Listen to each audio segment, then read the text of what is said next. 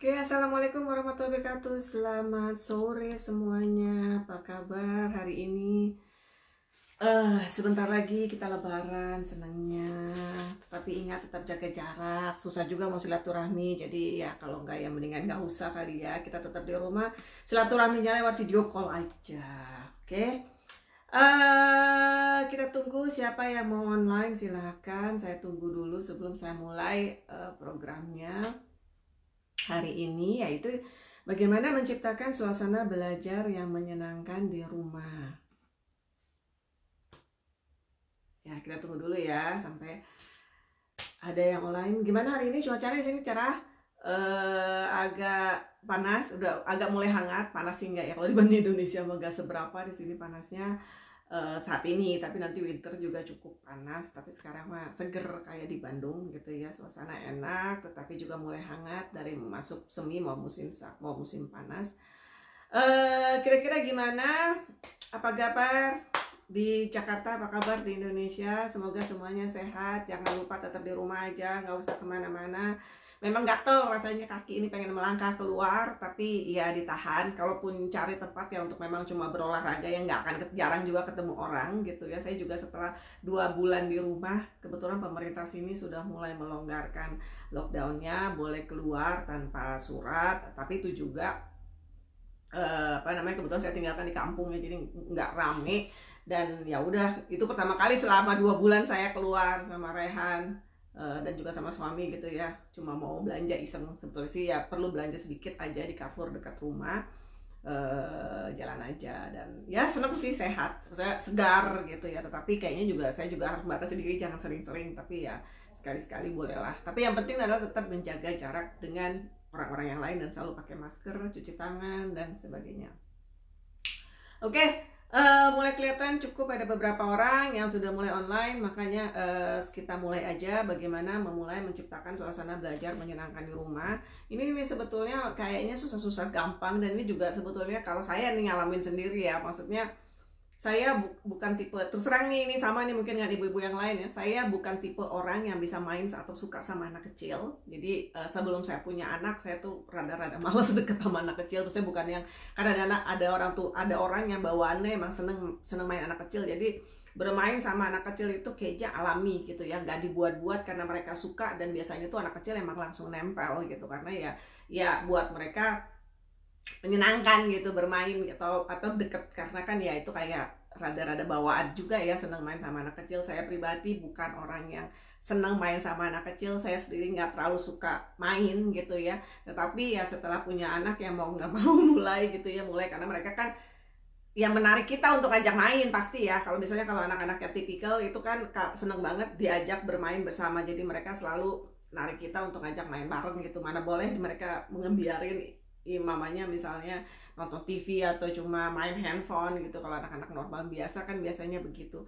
Nah kalau anak-anak yang autis, nah mereka makin kita cuekin makin seneng gitu ya. Jadi ya memang perlu usaha yang lebih luas, usaha yang lebih berat buat kita untuk menarik mereka dari dunia nyamannya mereka. Dunia nyamannya mereka ya apa namanya, berdiam-diam maksudnya berasik-asik sendiri dengan barang-barang yang mereka suka atau kegiatan yang mereka suka. Tentu itu ya butuh apa namanya, butuh effort juga gitu, butuh effort, butuh apa namanya, latihan juga, terutama untuk orang-orang yang sama kayak saya yang emang nggak terlalu menikmati sebetulnya main sama anak kecil gitu ya. Tapi ya karena ya saya juga punya anak 3, terus kemudian juga kebetulan ya bekerja, maksudnya sebelum ya pas waktu saya mau sebelum BCBA kan saya kerja gitu, dan benar-benar jadi terapis ya. Kalau sekarang kan kebanyakan sebetulnya saya nggak jadi terapis, maksudnya bikin program gitu. Tetapi kalau dulu waktu awal-awal jadi terapis ya mau nggak mau ya tetap ya harus main gitu kan sama anak-anak ini, karena yang namanya terapi sama anak kecil, tentu kita nggak yang kayak benar-benar kayak nanya-nanya, kayak saya bilang kayak apa namanya, kayak orang cari kerja gitu ya, apa ini kayak dibombardir gitu, enggak. Tapi tentu harus terapi itu harus sambil terapi itu harus menyenangkan gitu ya. Menyenangkan tuh gimana sih maksudnya? Ya menyenangkan tuh ya dicampur-campur sama bermain gitu, nggak kaku ya. wah ini gitu. Apalagi kan sekarang sebagian besar orang menganggap bahwa yang namanya terapi ABA tuh pokoknya anak suruh nunjuk kartu, suruh ditanya-tanya ini apa, fungsinya apa, sifatnya apa gitu ya. Kayaknya kok artificial banget gitu. Sementara kan ABA yang sekarang tuh udah nggak begitu lagi gitu. Dan itu kan tentu membutuhkan ya skill bermain juga dari terapisnya gitu ya, bahwa dia juga menyukai atau menikmati interaksi yang bersifat menyenangkan, bukan kayak orang ya apa, bukan benar-benar kayak tanya jawab gitu. Yang tentu anak juga nggak suka kalau kayak gitu. Yang namanya anak gimana pun adalah anak-anak ya kan, bukan mini orang dewasa gitu ya. Orang dewasa juga kalau ditanya mulu juga bosen ya kan. Nah, jadi ini beberapa tips ya, sebetulnya sih jadi kayak tips-tips aja gimana caranya kita memulai suasana belajar yang menyenangkan di rumah. Tentu ada teknik abanya juga, tetapi ya kita lebih ke arah tips dan triknya gitu ya. Yang pertama tuh buka wawasan bahwa terapi bukan hanya tanya jawab seperti orang cari kerja atau hanya jawab kartu-kartu. Jadi bebaskan bahwa ini misalnya ibu-ibu pengen terapiin anak gitu ya, jadi dipikirnya tuh kalau yang namanya terapi tuh kayak belajar gitu ya, kayak apa namanya, ya udah tanya terus anak harus jawab, kalau jawabnya kelamaan nih berarti anaknya males gitu, atau akhirnya diulang-ulang dan sebagainya gitu ya, karena anaknya belum bisa jawab. Jadi benar-benar yang namanya terapi itu ya sebetulnya tuh kita menginginkan interaksi yang positif gitu antara terapisnya, apalagi kalau di rumah ya. Maksudnya kalau terapis kan itu kerjaan, jadi kadang-kadang anak atau terapis juga kalau pas ketemu anak ya memang itu kerjaan saya gitu, menerapi gitu ya. Terus anak juga tahu ini terapis atau kayak bu guru gitu. Tapi kalau di rumah kan beda ya, di rumah kan orang tua terus juga selain harus bisa jadi terapis, harus juga bisa jadi ya apa ya namanya, kalau namanya orang kerja, maksudnya kalau terapis datang kayak guru datang itu kan seperti kayak oke, kamu kerja, saya jalanin gitu ya. Jadi kayak hubungannya tuh kayak ada bukan ada batas sih, cuma kayak ya oke, memang tugasnya ini gitu. Sementara kita kan kalau di rumah sebagai orang tua kan pengennya kan lebih hubungannya ya, nggak cuma sekedar oke saya tanya kamu jawab, tetapi ada ya namanya mamanya sendiri gitu. Jadi yang harus agak sedikit beda gitu situasinya. Jadi ya benar-benar kita pengennya tuh anak berdekatan itu ya benar-benar senang gitu dengan kita gitu kan, senang berinteraksi, karena disitulah ya seumur hidup loh ya sama mamanya. Masa bagaimana gitu kalau anaknya merasa hubungannya tuh kayak ada jarak gitu, kayak ada sesuatu gitu, kayak wah kalau deket mamanya ini saya nanti disuruh-suruh, saya mendingan kabur aja gitu kan, nggak lucu juga ya. Kalau terapis kan begitu terapi ya pulang, dan memang tugas terapis adalah menerapi, itu dalam arti kata kayak belajar gitu kan. Jadi ya ini agak harus dicari celahnya, harus dicari apa namanya interaksinya seperti apa gitu kan. Nah, anak-anak autisme ini menurut saya adalah anak-anak yang sangat pintar memanfaatkan situasi untuk mereka pribadi. Jadi kalau kita ini kebetulan punya anak yang autisme, itu menurut saya kita harus benar-benar kenali personalitinya, kenali potensi. Walaupun potensi ini kadang-kadang mereka tuh kayak apa ya? Kalau saya bisa bilang, kalau anak-anak normal, ya itu seneng banget kelihatan potensinya. Maksudnya menunjukkan bahwa oh saya bisa gitu kan, seneng gitu.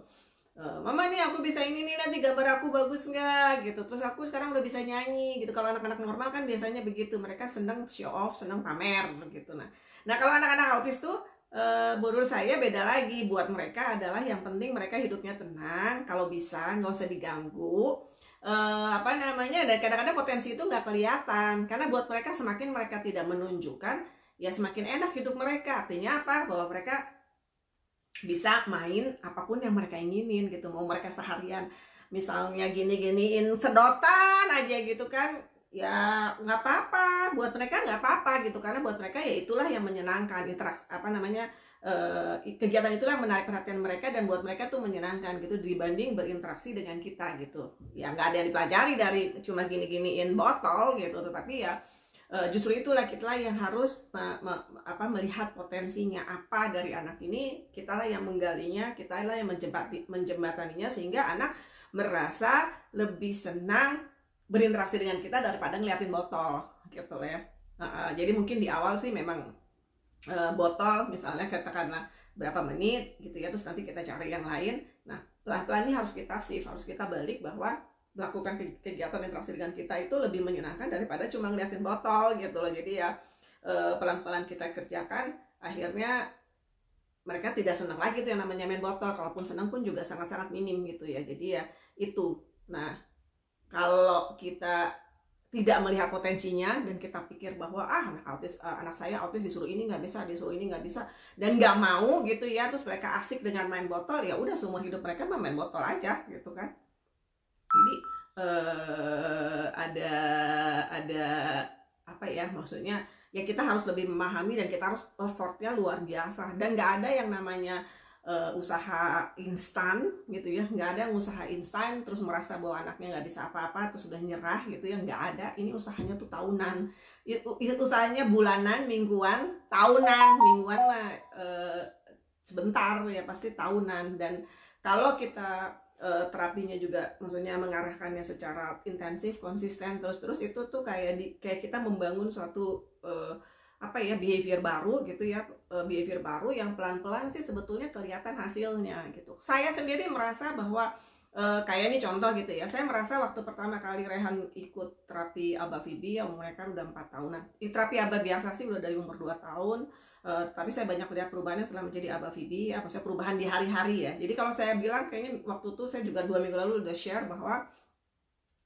terapi itu tidak berhasil kalau cuma bisa taunya di meja. Jadi kalau sampai orang tuanya nggak ngelihat perubahan dari anak ini, sekecil apapun, yang saya nggak bilang wah anaknya tiba-tiba jadi wah beda gitu, enggak. Tetapi kalau terapisnya orang tuanya nggak ngelihat dalam kehidupan sehari-hari yang berubah, berarti itu nggak berhasil gitu. Jadi disitulah kunci keberhasilan terapi itu, kalau orang tuanya ngerasain, orang rumah tuh ngerasain. Tapi ya orang tuanya juga ekspektasinya harus sama gitu dengan senternya gitu. Maksudnya bukannya tiba-tiba oh anak saya harus bisa begini, enggak. Ini semua dibangun gitu bertahun-tahun, berbulan-bulan atau mungkin bertahun-tahun.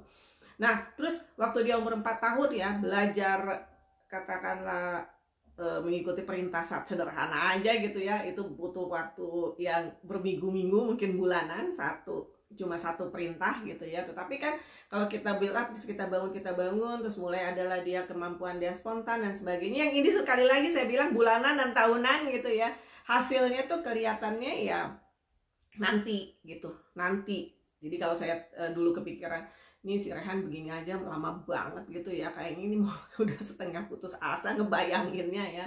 Ini kayak gimana lah gedenya ya, belajar satu keterampilan aja katakanlah cuma nunjuk hidung aja, gak tahu saya ratusan kali ngerjain terapisnya gitu ya untuk bisa. Dan itu kan juga lumayan intensif gitu programnya, atau misalnya apa namanya, ngikutin perintah tepuk tangan, ya ampun gitu ya, melakukan kayak cuci tangan gitu ya berbulan-bulan gitu ya. Ini mau sampai kapan lah anak itu pinter gitu. Tapi yang saya rasakan makin kesini itu apa namanya, sesuatu tugas-tugas yang kita ajarin yang tadinya kayak sulit, makin kesini buat dia nggak terlalu sulit gitu. Walaupun ada beberapa tugas gitu yang tetap ciri autisnya, maksudnya ciri autistik karena dia autistik dengan level yang lumayan gitu ya, moderate gitu. Jadi ya itu yang tetap buat dia sulit gitu. Jadi ada beberapa hal yang sangat ciri-ciri banget autis lah gitu ya. Jadi kayak misalnya interverbal yang berhubungan dengan feature, function, dan class gitu. Sekarang udah jauh membaik, tapi tetap ada hal-hal yang sulit buat dia gitu. Terus kemudian ada hal-hal yang memang menjadi ciri khas autis yang tetap sulit. Tetapi hal-hal lain yang di luar itu yang tadinya juga tetap susah, sekarang udah jauh lebih mudah gitu. Jadi ya memang ini dibangun. Dan kalau kadang-kadang saya pribadi, udah saya juga terapis gitu ya, kadang-kadang saya terkaget-kaget juga dengan potensi dia gitu ya. Saya pikir ini bakal lama, ternyata cepet gitu. Jadi anak-anak ini memang perlu didorong gitu. Jadi sebagai orang tua emang kita harus kenalin, kita lihat benar-benar potensinya di mana, terus kemudian ya percaya aja bahwa mereka bisa, kita coba aja gitu. Kalau memang gak bisa ya udah kita coba support gitu, kita coba latih gitu dengan cara yang lain atau apa gitu. Jadi emang agak sulit gitu, karena anak-anak ini adalah anak-anak pintar yang memanfaatkan situasi untuk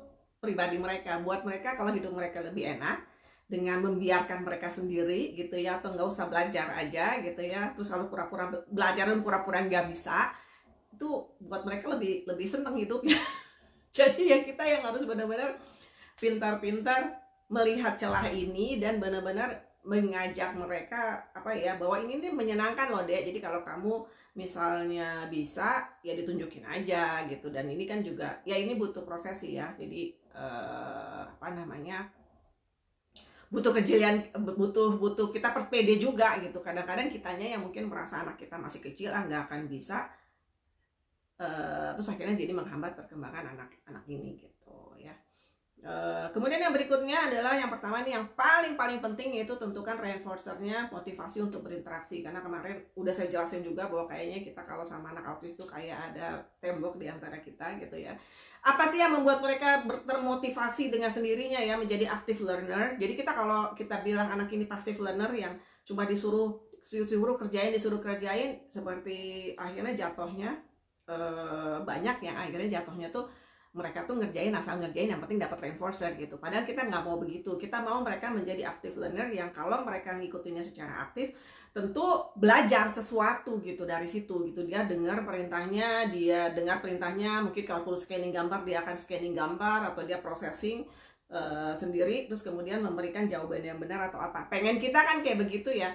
Nah, caranya yaitu dengan menggunakan reinforcernya. Reinforcernya tuh ya sesuatu yang membuat mereka senang melakukan tugas dengan kita gitu ya. Kalau untuk anak-anak pemula mungkin macam-macam bentuknya, bisa makanan gitu ya, bisa mainan. Walaupun untuk kalau mainan anak-anak pemula hati-hati, karena kan kalau mainan diminta jangan-jangan anaknya nangis gitu. Anaknya nangis problem lagi gitu kan. Jadi hubungannya tuh rusak lagi kita sama dia gitu, karena kita jadi orang yang tukang ngambilin apa yang mereka lakukan gitu, apa yang mereka suka. Jadi ini juga harus kita hati-hati gitu ya.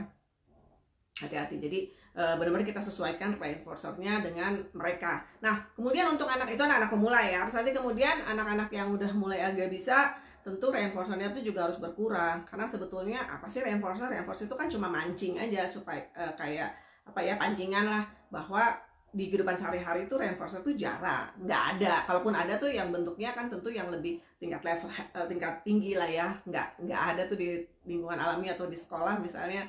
Ini kalau kamu nulis satu baris dikasih permen satu gitu kan, permen sedikit gitu kan, nggak mungkin, nggak ada kayak begitu. Jadi kalau anaknya udah mulai bisa, kita pelan-pelan kurangi, kita harus kurangi reinforcernya gitu ya. Jadi apa yang kita kasih reinforcer dan prompt itu harus kita kurangi, karena di lingkungan alami tidak ada yang namanya reinforcer atau minim, atau ya reinforcer dan prompt itu sebisa mungkin sesuai dengan lingkungan gitu. Lingkungan ada yang pakai prom, ada yang pakai reinforcer, tapi kan bentuknya beda gitu. Jadi ya inilah yang kita harus, kuncinya tuh reinforcernya, supaya anak mengerjakan sesuatu itu dengan senang hati dan menjadi active learner. Kalau dia pengen sesuatu oh ya ini, tapi kamu sebetulnya ngomongnya tuh nggak boleh kamu mau ini ngerjain sesuatu, ngerjain ini dulu loh, itu tuh sebenarnya nggak boleh gitu. Kesannya kita memberi apa ya, walaupun bentuknya sama tetapi kalimatnya harus beda, harus yang kerjain ini dikerjakan, nanti silakan mau pilih apa gitu. Jadi bukan sesuatu yang kayak yang letter banget, mau ini kerjain dulu ini gitu. Enggak, jangan gitu ya, kesannya kita kayak debt collector gitu. Jadi enggak, jadi tetap kita harus membangun hubungannya positif ya. Jadi reinforcernya harus kita tentukan. Dan reinforcer ini harus terus berkembang ya. Jadi jangan bosan ya kalau dikasih itu mulu. Kita juga kalau dikasih makanan itu mulu bosan, kasih mainan itu mulu bosan.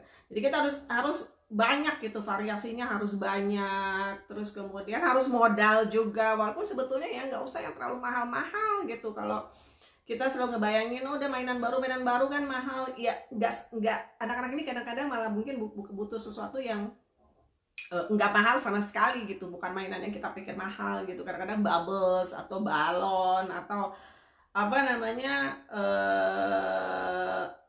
yang macem-macem gitu, yang bentuknya nanti kita lebih bahas ya, yang maksudnya nggak harus selalu mainan mahal gitu, yang sederhana-sederhana, yang penting tuh sering dan maksudnya banyak berganti supaya anaknya juga nggak bosan. Terus kemudian juga kita harus perhatikan apa dalam mencari reinforcer, kita harus pikirin apa yang menjadi dalam pengembangannya harus kita tahu apa yang dilihat dari anak itu dari reinforcer. Jadi kayak misalnya kita senang dia keripik gitu ya. Nah kalau dikasih keripiknya satu jenis keripik, yang ada kan bosen gitu. Nah, kita kembangkan, misalnya kita lihat dari keripik itu apa yang dia senangi, apakah bunyinya, apakah rasanya. Misalnya bunyi itu kalau dimakan kan kriuk kriuk kriuk kriuk gitu, sensasi di mulutnya ada bunyi gitu. Mungkin itu. Jadi mungkin carilah keripik-keripik yang lain yang bunyinya mirip-mirip, atau mungkin rasanya yang manis gitu ya. Nah, carilah makanan lain yang seperti itu mirip-mirip gitu. Jadi ini tuh harus berkembang. Sama juga kayak mainan juga, apa sih yang dinikmati dari anak ini dari mainan itu. Misalnya dia bunyinya, ya carilah mainan yang berbunyi-bunyi kayak gitu tapi bentuknya lain. Atau interaksinya dengan kita gitu ya. Jadi carilah mainan lain yang kita interaksinya ada sama anak, terus kemudian tapi yang lain gitu. Jadi banyak sih hal yang harus kita kembangkan dari reinforcer supaya anak nggak bosan ya, kira-kira kayak gitu. Kemudian yang berikutnya yang penting juga adalah pairing tempat belajar dan orang tua sebagai reinforcer buat anak. Jadi sekali lagi, kalau yang namanya terapi kan makanya jangan selalu kita membayangkan, jangan begitu anak ayo deh belajar gitu, kita ngomong ayo deh belajar sama mama, duduk langsung dikasih soal-soal gitu ya. Waduh, yang ada anaknya kabur setiap disuruh mama ayo deh sini, langsung dia kabur. Karena kan aduh, belajar lagi kalau sama si mama. Ini kan namanya juga liburan di rumah terus gitu. Jadi ya enggak begitu, tapi kita benar-benar memasangkan bahwa apa yang kita lakukan sama anak itu adalah sesuatu yang menyenangkan gitu. Jadi proses itu namanya pairing. Pairing ini sih bisa dilakukan di mana aja. Maksudnya memasangkan, misalnya anaknya suka apa, terus tadinya dia main sendiri, terus ya kita pasangkan, kita masuk, kita join in ke dalam, terus supaya kegiatan yang tadinya dilakukan sendiri itu menjadi menyenangkan dengan adanya kita gitu, apapun itu. Misalnya anaknya susah banget nih, masih steaming sana sini gitu ya, ya kita coba aja iseng, kita liatin dia steaming nih, misalnya dia gitu-gituin botol ya, terus kita liatin aja botolnya, kita pegang-pegang juga atau kita gini-giniin gitu ya, kita ganggu-ganggu. Nah kita lihat reaksinya dia gitu. Reaksi sekecil apapun yang melihat bahwa dia menyadari keberadaan kita itu penting. Apa maksudnya, itu progres yang menyenangkan gitu. Jadi yang pelan-pelan itulah yang harus kita bangun, bahwa kita ini bukan orang yang gini loh. Ini saya lagi asik main botol nih ya, misalnya anaknya lagi asik main botol dengan senengnya, terus setiap kita datang, ayo giliran mama, ayo deh kita duduk. Jadinya tuh kita jadi orang yang ini kalau mamanya dateng nih ya, kerjaannya botol yang saya suka main-mainin diambil langsung terus disuruh-suruh saya gitu loh. Jangan sampai jangan menjadi sesuatu yang begitu, apalagi pemula. Mungkin kalau anaknya udah agak gede ya, kayak Rehan anak saya, dia udah tahu deh kalau mamanya saya ajak yuk deh kesini yuk deh gitu, dia udah tahu bakal disuruh-suruh sih. Tetapi kan tetap ada sesuatu atau irama terapi yang nanti saya jelasin gitu ya. Tapi ya dia juga udah tahu konsekuensinya, sama emaknya pasti disuruh-suruh gitu. Tapi kalau untuk anak-anak pemula kan yang memang belum terlalu menyenangi interaksi ini, ya jangan-jangan dia jadi malah kabur gitu. Jadi dipikir nanti kalau ada mamanya ini tukang ngambilin iPad-nya. Misalnya dia lagi main iPad, terus mama bilang sini iPad-nya mau gantian mama, terus kita kerjain ini dulu ya, beda kan ya. Jadi maksudnya situasinya beda. Kalau misalnya mereka lagi main iPad, bolehlah kita join dulu gitu, masuk main iPad, tanya-tanya tentang iPad-nya, tentang games-nya. Ini main apa sih, nonton apa sih? YouTube-nya lagi ngapain nih?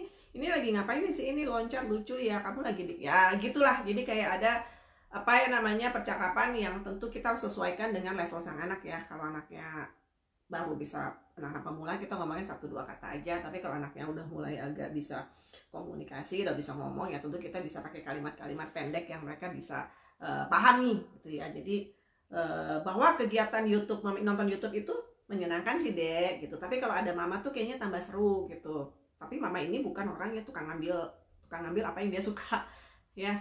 Jadi ini kan beda ya, kita join in dulu, kita pelan-pelan. Nah itu ya, proses inilah yang disebut kita proses pairing. Jadi kita menghargai apa pilihan anak, apa yang anak sukai, terus kita ikut masuk ke dalamnya, terus pelan-pelan kalau mereka udah nyaman baru kita kasihin tugas gitu.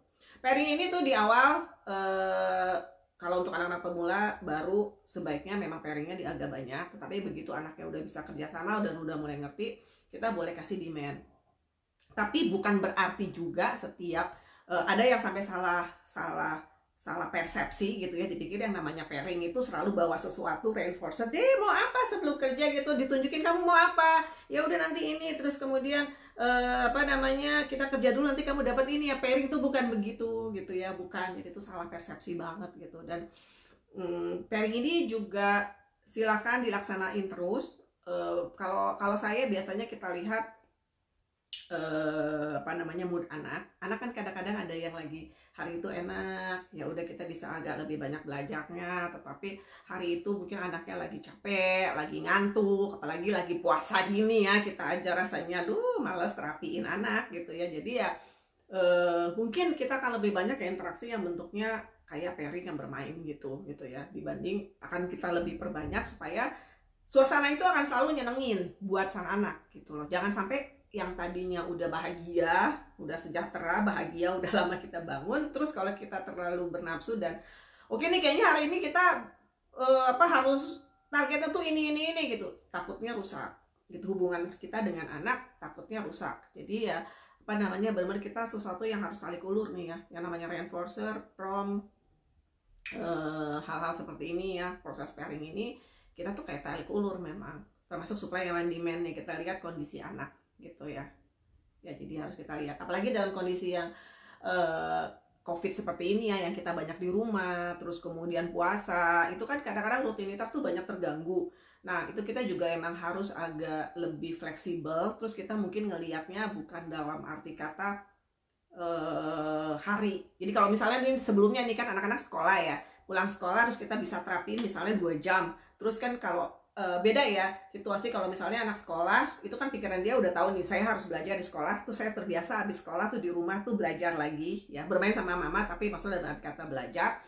Terus kemudian tiba-tiba kayak sekarang suasana kayak libur ya, maksudnya kita bilang COVID, emang anaknya ngerti itu COVID itu kan belum tentu ya, paling kalaupun tahu juga dia cuma ngikut-ngikut doang gitu. Libur kenapa? Gara-gara COVID, tapi apa dia ngerti gitu, situasi kan belum tentu gitu. Jadi ya apa namanya, yang dia tahu adalah dia di rumah, yang dia tahu dia adalah bisa main di rumah gitu ya. Jadi ya tentu mungkin ada satu hari yang apalagi kita siap-siap mau lebaran gitu ya, ini agak sibuk misalnya puasa, kondisi juga masak segala macam, mau siap-siap lebaran.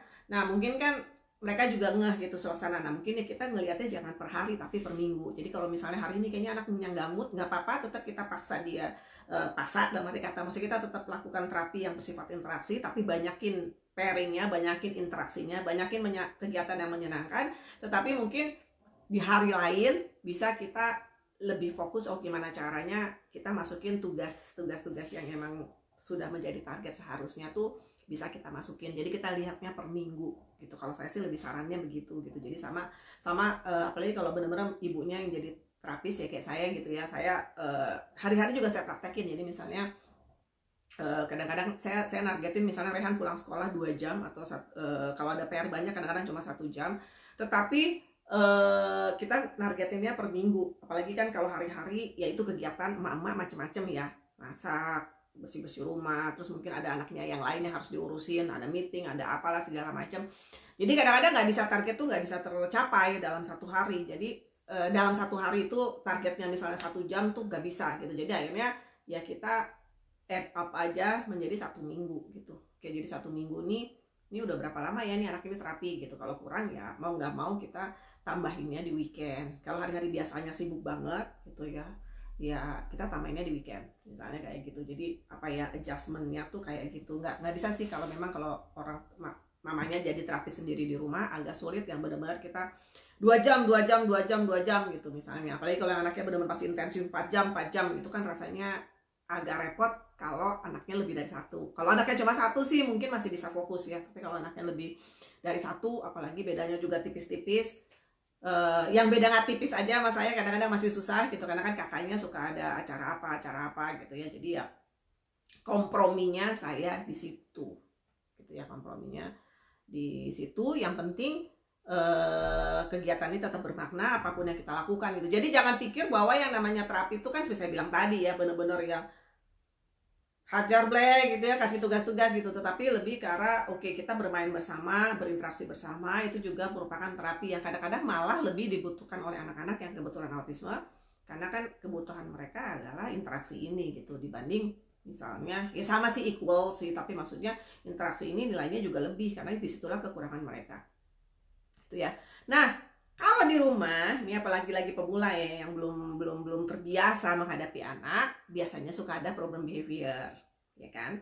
Nah, kita lihat nih, kita harus perhatikan observasi fungsi behaviornya. Fungsi behaviornya apa gitu ya? Anak melakukan ini tuh fungsinya apa? Misalnya karena atensi, ingin sesuatu, menghindar, atau sensori, atau otomatis, atau mungkin ada masalah sensori, ya. Lihat sensorinya ada apa di rumah gitu yang kebetulan mungkin mengganggu dia pada saat dia berinteraksi dengan kita. Nah, itu yang harus kita cek. Kemudian kalau memang timbul emosional gitu ya, anaknya menjadi emosi, tantrum dan sebagainya, ya kita juga harus tahu gimana cara mengatur emosi anak gitu ya. Itu harus dilatih juga gitu. Jadi problem behavior tuh, kalau ada problem behavior nggak usah panik, ya itu kita observasi apakah fungsinya, apakah ada masalah sensori. Kalaupun ada, yang namanya anak-anak ya pasti ada problem behavior yang mereka nggak bisa ungkapkan dan akhirnya timbulnya menjadi behavior yang fisikal. Nah, ini kita harus cari tahu gimana cara mengatasinya, membantu mereka mengatur emosi tersebut gitu. Jangan kira kayak bangsa Rehan ini kan termasuk anak yang nggak terlalu banyak problem behavior ya, anaknya bukan tidak terlalu ekspresif, anaknya yang tipe yang pasrahan, tiba ada autis yang pasrahan gitu. Tapi kan tetap ada hal-hal yang suatu waktu ada aja gitu, dia ingin mungkin mengkomunikasikan tetapi dia belum bisa, terus akhirnya jatuhnya ya dia kesal sendiri, terus kemudian sebetulnya dia tidak bermaksud mukul orang, tetapi kan kadang-kadang kayak gitu. Nah, ini nih ya harus kita ajarin gimana caranya melatih emosinya gitu supaya dia bisa, kalau anak udah emosi tuh yang bisa menurunkan emosinya tuh dia sendiri. Ya, jadi kita bisa latih itu gitu. Tapi ini yang harus kita latih juga. Penting banget untuk dilatih. Dari kecil. Karena dia begitu mukul orang nggak sakit. Kalau udah gede, 15 tahun mukul orang bonyok orang tuanya, ya kan? Dan ini latihnya nggak gampang. Oke. Kemudian yang berikutnya adalah meningkatkan positive behavior dengan instructional control. Jadi kita tuh ya, apalagi kalau orang tua ya, orang tua yang anaknya nggak bisa nurut, itu ibaratnya orang tua yang tidak memiliki instructional control pada anak. Jadi dia harus introspeksi juga. Jadi kalau misalnya ada orang tua bilang, kalau sama terapisnya dia nurut, sama saya kok nggak nurut. Nah, ini adalah tanda-tandanya bahwa Bapak Ibu harus belajar instructional control gitu sama anak. Terus nanti kalau udah nggak terapi lagi, itu siapa yang bisa kontrol anak? Kalau anaknya masih kecil, ya bisa bilang, kalau nggak kekontrol masih agak lucu gitu ya. Maksudnya kalau ke mall anaknya tantrum sendiri masih ada lucu 5 tahun. Kalau 15 tahun bagaimana? 10 tahun aja kayaknya udah gak pantas gitu. Udah sulit dikontrol dan kalau mukul juga udah bonyok gitu. Jadi benar-benar yang dari kecil gitu kita mengajarkan bahwa ya orang tua ini loh, orang dewasa loh yang memiliki kontrol pada kamu gitu, pada anak gitu. Anak tuh harus nurut, intinya sih gitu sih. Karena kalau saya udah sering komunikasikan juga bahwa kita nggak pernah tahu gitu ya, kita nggak pernah tahu anak ini berkembang bahasanya seperti apa. Alhamdulillah kalau mereka begitu besar mereka memahami konsep norma sosial berbahasa gitu ya, maksudnya ngerti gitu, ini nggak boleh, ini nggak boleh, ini gitu ya. Tetapi kita kan nggak pernah tahu ya. Makanya sebaiknya dari kecil diajarkan gimana mengontrol emosinya, dan juga dari kecil itu diajarkan bahwa dia harus nurut sama orang dewasa, siapapun itu gitu. Misalnya orang dewasa yang dia percayai lah ya, saudara, bapak, ibu, mungkin kakak, punya kakak atau mungkin nanti punya adik. Jadi kadang-kadang mungkin dia nggak ngerti memahami norma sosial, tetapi ada orang yang menggariskan bahwa ini boleh, ini tidak, dia nurut. Itu yang penting menurut saya. Oke. Jadi yang pertama adalah ortu mengontrol barang yang anak inginkan. Jadi maksudnya kalau dia pengen sesuatu, itu orang tua dia harus paham bahwa orang tuanya lah yang mengontrol barang itu, dan orang tuanya lah yang memiliki kontrol, saya akan kasih apa enggak, berapa jumlahnya gitu, dan dia harus nurut. Itu yang penting. Jadi kayak reinforcernya, kita kasih reinforcernya mau gede, mau kecil, mau ngasih, mau enggak, itu adalah kita yang kontrol, bukan anak. Kalau sampai anaknya terus guling-guling pengen kita kasihnya, misalnya dia pengen sesuatu terus kita nggak kasih gitu, terus anaknya guling-guling di lantai jerit-jerit gitu, terus akhirnya kita kasih, siapa yang mengontrol? Anak itu Besok-besok dia gimana? Begitu lagi kalau pengen sesuatu, karena dia tahu kalau dia jerit-jerit pasti dikasih. Jadi kontrol itu ada di anak, bukan kontrol ada di orang tua atau orang dewasa. Ya, ini harus dibalik gitu, harus dibalik bahwa kita lah yang pegang kontrol. Terserah kamu mau nangis, kamu mau jerit-jerit, kamu mau mukul kepala, ya. Kalau mama bilang tidak, tidak. Ini harus digarisin dari kecil. Walaupun tentu kalau yang namanya kayak mukul kepala ya nggak boleh lah ya. Itu kita ada tekniknya supaya dia apapun bentuk safety nggak bisa ditolerir ya. Jadi tetap kita harus ada penjagaannya gitu ya. Tetapi intinya adalah itu. Bukan berarti terus anak boleh mukul kepala sendiri, bukan. jangan salah begitu. Kita ada tekniknya. Kita harus tahan tentu. Tetapi tetap kalau ada problem behavior, kalau mama udah bilang enggak adalah enggak. Mau ngapain juga terserah, enggak. Gitu ya. Terus yang berikutnya adalah tunjukkan orang tua adalah menyenangkan. Ya jadi orang tua itu yang menyenangkan loh gitu, bukan orang yang kayak nggak kejam, tidak ngasih barang. Mama akan kasih kalau kamu nurut atau kamu memiliki kamu memiliki behavior yang baik gitu kan ya. Terus kemudian orang tua tuh menyenangkan. Jadi kita tuh lucu, kita tuh menyenangkan buat anak. Bahwa kehadiran kita adalah memberikan sesuatu yang menyenangkan buat anak, bukan orang-orang yang ngambil barangnya, tetapi orang yang akan join in bermain sehingga sesuatu barang atau suatu kegiatan akan menjadi lebih menyenangkan bersama kita. Ya, jadi nggak perlu takut orang tua itu jadi lucu-lucuan. Maksudnya ya namanya anak-anak gitu ya. Tau lihat deh guru TK ya. Gimana sih guru TK tuh mengambil hati anak-anak. Nah, menurut saya sebatas itulah yang kita bisa pelajari gitu.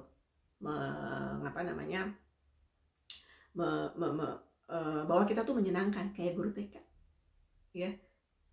Ngomong pun berlebihannya seperti guru TK, bukan yang terlalu berlebihan gimana gitu. Jadi ya ini adalah seven instructional control by Robert Scrum. Jadi kalau mau lihat ini sebetulnya 7 cara meningkatkan instructional control oleh Robert Scrum. Robert Scrum itu salah satu behavior analyst BCBA. Bisa dia apa enggak ya? Pokoknya itulah. Yang kemudian yang berikutnya adalah orang tua tuh dapat dipercaya. Jadi kalau mamanya udah bilang enggak, mau dia ngapain, mau jedotin kepala, mau ngapain, mau guling-guling, mau 5 menit, 10 menit, 15 menit, 20 menit, kalau udah dibilang enggak adalah tidak. Tidak adalah tidak, that's it, titik, nggak pakai koma, nggak pakai tanda tanya. Nanti gimana kalau dia celaka? Kagak ada, titik. Orang tua ada percaya, karena begitu mamanya bilang enggak, dia tuh ngerti. Oke, kalau mama bilang enggak. Tapi kalau kitanya goyang, ngelihat anaknya jerit-jerit 20 menit, terus kita mulai goyang, kita kasihan ya, udah buyar. Nggak ada lagi kepercayaan anak. Kasihan deh kalau nggak dipercaya, anak umur 5 tahun aja nggak percaya. Coba gimana anaknya umur 10 tahun, 15 tahun. Ya, mohon maaf gitu, bukan jadi orang yang kejam, bukan jadi orang tua yang kejam, tapi justru ini demi kebaikan anak. Saya sih sebetulnya banyak menemui klien nih yang terutama sih sebetulnya ya kebanyakan adalah orang tua yang memang anaknya baru 1.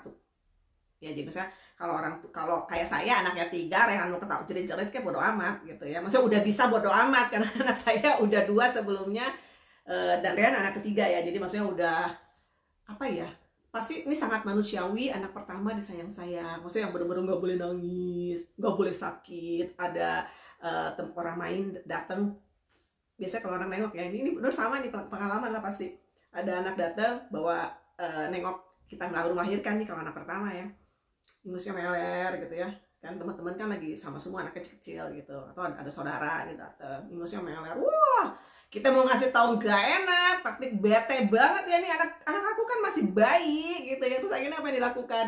Yang dilakukan adalah setiap habis pulang udah mainan-mainan anak-anak, boneka atau apa yang tadinya kita keluarin langsung kita cuci semua. Anak masih 1. Anak kedua mulai agak loose. Karena apa? Kakaknya kan mulai sekolah. Ini kebetulan saya sama Rehan sama adiknya kan beda. Anak saya yang pertama sama kedua bedanya kan 3 tahun ya. Jadi anak saya lahir ketiga, kakaknya udah, anak yang kedua lahir, yang ketiga kakaknya udah masuk playgroup. Nah, masuk playgroup mulai sakit, ya kan? Mulai berasa ya, mau kita capek-capek, mau kita cuci-cuci, itu tetap tuh anak tetap sakit. Karena begitu kakaknya sakit, adiknya pasti sakit, gitu kan. Nah, begitu anak ketiga, apalagi buyar semua. yang satu sekolah, dua udah sekolah gitu kan. Rehan sama kakaknya beda aja 4 tahun. Jadi satu sekolah, satu sakit, yang ini sakit, habis itu Rehan. Jadi mau kita mau jaga kebersihan apapun udah pasti semua sakit, percuma. Jadi udah mulai ada yang kayaknya kalau Rehan nangis, adalah sutra lah, namanya anak kecil ya, itu nangis itu sehat gitu. Jadi ya ini banyak saya temui memang klien, teman-teman atau klien yang memang anaknya masih satu, yang kayaknya kalau dengar nangis anak satu tuh kayaknya wah gitu ya, apalagi kalau cucu masih satu gitu ya, disayang dari dua pihak keluarga, jadi nangis aja nggak boleh gitu. Jadi anaknya tuh ngerti. Jadi walaupun kita janjikan sesuatu apa, oh, nggak boleh ya, nanti kamu nggak boleh nangis, nanti kalau kamu nangis nggak dikasih, tapi kalau begitu anaknya nangis terus dikasih, nah itu orang tua udah nggak bisa dipercaya ya. Jadi harus benar-benar kita tuh mental baja menghadapi anak-anak ini. Oke. Kemudian yang berikutnya adalah mengikuti perintah orang tua adalah cara tercepat untuk mendapatkan apa yang dia inginkan. Jadi ngajarin kepada anak bahwa udah kerjain aja apa kata mama, kamu cepat dapat reinforcernya, kamu cepat apa yang dapat kamu inginkan karena kamu kerjain. Semakin kamu cepat, semakin kamu dapat banyak apa yang kamu inginkan gitu. Jadi behavior ini yang ingin kita ingin kita reinforce gitu, ingin kita perkuat. Jadi kalau mama bilang ini kamu lakukan cepat, kamu dapat gitu. Dan dapatnya tuh banyak, semakin kamu banyak kerjain, semakin kamu dapat banyak yang kamu mau gitu. Jadi itu yang harus kita lakukan. Kemudian yang berikutnya adalah berikan reinforcement yang konsisten di awal, tetapi kemudian dikurangi dengan schedule of reinforcement. Jadi intinya akan dibalikan kepada natural environment, bahwa tidak ada reinforcer, tidak ada prom ya.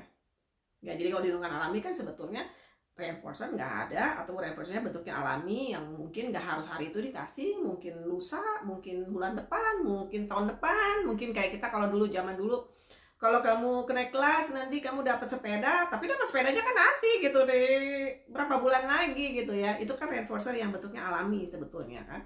Nah kita tuh pengen dia tuh anak diarahkan kepada hal yang itu. Jadi pelan-pelan mungkin dikasih untuk memperkuat behavior. Yang namanya behaviornya itu nggak ada. Sekali lagi anak autis memang terlahir tidak memiliki behavior yang seperti anak-anak normal gitu ya. Misalnya mama kasih perintah kamu lakuin, itu dia kan behavior itu nggak ada ya. Makanya kita perkuat, benar-benar kita satu positive behavior kita kasih reinforcer gitu ya. Kita kasih reinforcer gitu selalu. Nah ini kalau udah kuat, kita waktunya untuk kita jarangkan ya, jarangkan pelan-pelan. Respon tetap harus, tetapi reinforcernya itu harus pelan-pelan kita jalanin. Akhirnya lama-lama kita tukar menjadi bentuknya reinforcer yang bentuknya alami di lingkungan gitu ya. Jadi itu proses itu, jadi reinforcer itu nggak selamanya. Kemudian paham prioritas anak dan orang tua juga, maksudnya apa yang disukai anak kita harus tahu. Kemudian kalau anak tugasnya banyak, kita kasihlah reinforcer yang bagus. Jadi makanya biasanya reinforcer itu kita bikin bertingkat sebisa mungkin ya. Terus kemudian kalau tugasnya dikit ya kita kasih reinforcernya yang dikit, yang maksudnya yang tidak terlalu favorit. Kalau misalnya tugasnya susah, kita kasihlah reinforcer yang bikin maksudnya tambah gede lagi gitu. Jadi kita bikin balance antara reinforcer dan ininya tuh kelihatan gitu ya, prioritasnya makin gede. Jadi seperti kayak kita tugas makin berat ya, kita di lingkungan alami aja lah. Kalau tugas makin besar, kita bekerja gitu ya di kantor, tentu reinforcernya makin besar. Kita pengennya, ya kan? Makin capek, kita dapat gajinya makin besar. Walaupun tentu kalau namanya kita lingkungan alami, orang dewasa kan gaji tidak selalu dalam bentuk uang, recognition ya, tapi kan mungkin dalam bentuk yang lain gitu ya, mungkin pujian, mungkin juga recognition dan sebagainya gitu ya, nggak selalu dalam bentuk gaji, tapi kurang lebih seperti itulah. Ini kan namanya ilmu behavior ya, yang juga berlaku umum. Kemudian tunjukkan pada anak bahwa mengabaikan instruksi atau melakukan perubahan behavior tidak akan mendapat reinforcer. Jadi seperti saya bilang tadi, nggak peduli mau namanya jerit-jerit 20 menit, 30 menit saya tungguin selesai, baru begitu problem behaviornya berkurang atau nggak ada, barulah kita bisa kasih reinforcernya gitu. Jadi jangan sampai anak melakukan problem behavior terus kita kasih reinforcer, berarti behavior yang diperkuat apa? Behavior dia diperkuat adalah problem behaviornya gitu. Jadi misalnya contohnya sederhana, walaupun teknik math tidak sesederhana ini ya. Misalnya anak pengen sesuatu kita apa namanya, jangan deh, entah kalau saya kasih soal itu nanti salah persepsi lagi, jadi jangan. Oke, jadi kalau misalnya benar-benar ada suatu instruksi, atau jangan berikan pada saat problem behavior. Jadi saya dulu pernah nanganin anak yang ya itu bisa saya bilang sangat-sangat tipikal anak yang orang tuanya anak pertama, anaknya baru 1, anaknya juga lucu banget, umurnya 3 tahun gitu ya. Bicara sudah bicara tapi tidak dalam fungsi yang komunikasi. Terus kemudian dia terbiasa oleh orang tuanya apapun yang saya lakukan tuh dikasih. Ya, saya udah pesan sama ibunya, pokoknya jangan terpancing emosinya kalau dengar anaknya nangis sama saya. Nggak saya apa-apain, nggak saya cubit gitu. Tapi anak ini harus dibalik, karena insting self control tuh ada di dia. Orang tuanya selalu menuruti apa kata dia.